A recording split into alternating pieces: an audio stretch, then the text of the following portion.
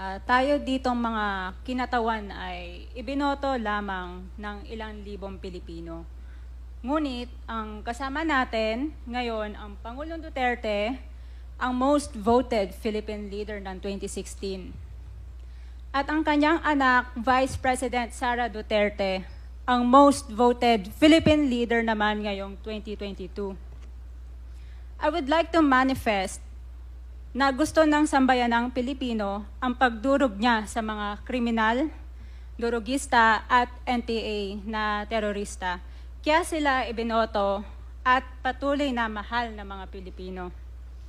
Kaya gusto natin ng patas na hearing. Sana sinama natin dito ang libo-libong mga magulang na ang mga anak ay biniktima ng mga durugista. Ang mga ordinaryong Pilipino na naglalakad galing trabaho, tapos sinaksak o pinatay ng adik, lahat ng mga kababaihan, na kahit pati infant na babae ay ginahasa na ng adik. Libo-libo rin ang kanilang mga magulang at mahal sa buhay na wala dito ngayon. Awang-awa ang mga Pilipino sa mga inuseteng pamilyang na ito, kaya niluklok ng bansa ang Pangulong Duterte. Ang drug war ng Pangulo ay policy lamang.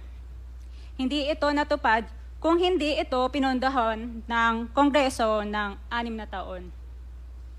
Majority pa nga dito sa mga kinatawan ay naka-Duterte fist pa nung buong 6 na taon eh.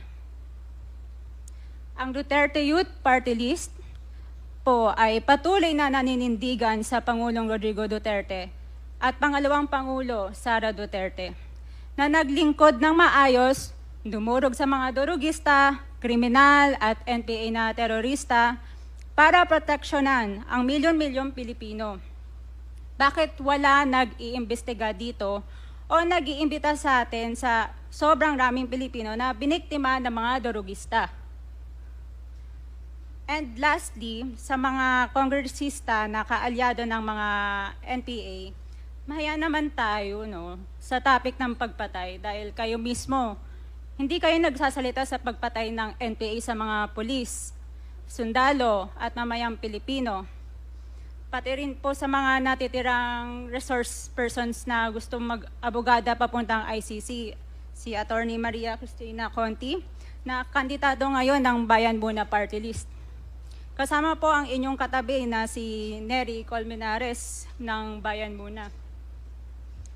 Sa NPA, nire-recruit ang mga kabataan para pabagsakin ang gobyerno at pumatay ng mga pulis, sundalo at tropa ng gobyerno. Di nyo naman kinokondena ang pagpatay nila. Ang kinokondena nyo ngayon ay ang dalawang naging most trusted leaders ng bansa na todo effort protektahan ang milyong-milyong mga Pilipino. In support sa advocacy sa Pangulong Duterte, ang Duterte Youth Party List ngayon, Kongreso ito, ang kaisa-isang nagpapanukala ng pagbalik ng death penalty para sa mga rapist, kidnappers, durugista at terorista. In behalf of the Duterte Youth Party List, kami ay nagpapasalamat sa todong suporta ng Pangulong Duterte at VP Sara Duterte sa mga tropa ng gobyerno at sa pagdurog nyo sa mga kriminal, durugista at NPA na terorista. Yun lang po. Maraming salamat po, Mr. Chair. At Thank you, magandang gabi po. Congresswoman. Salamat, ma'am. Mr. Chair. Bawal po pumalakpak dito. Kung gusto niyo pumalakpak, doon kayo sa labas. Maaari ba?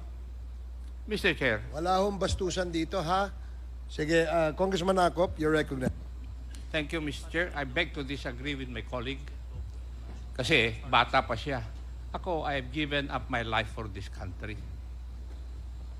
The former president is only 2 years older than I am. But I have been fighting for this country.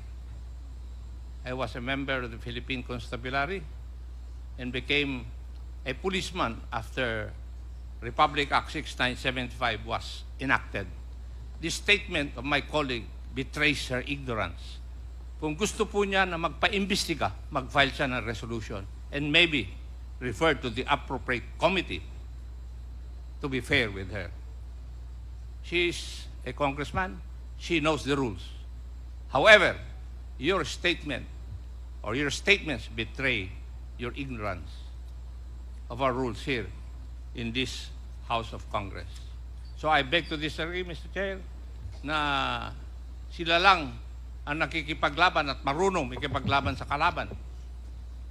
As I've said before, I have given the most part or most years of my life fighting the enemy of this country. Thank you, Mr. Chair. Thank you, Congressman Acop. Yes, let me emphasize na wala pong may monopolya ng pagmamahal sa bayan dito. Pare-parehas po tayo rito. And following the suggestion of Congressman Acop, kung meron kayong gustong paimbita, mag-attend kayo ng hearing. Hindi ma-attend kayo kapag andito lang ang dating Pangulo, ang ating Vice Presidente. Umattend kayo.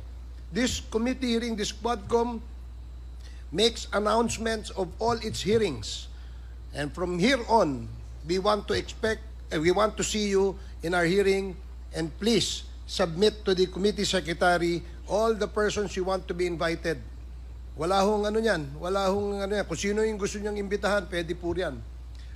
Gusto ko lamang pong liwanagin na wala hong may monopolya sa pagmamahal sa bayan dito. Hindi kayo, hindi kami.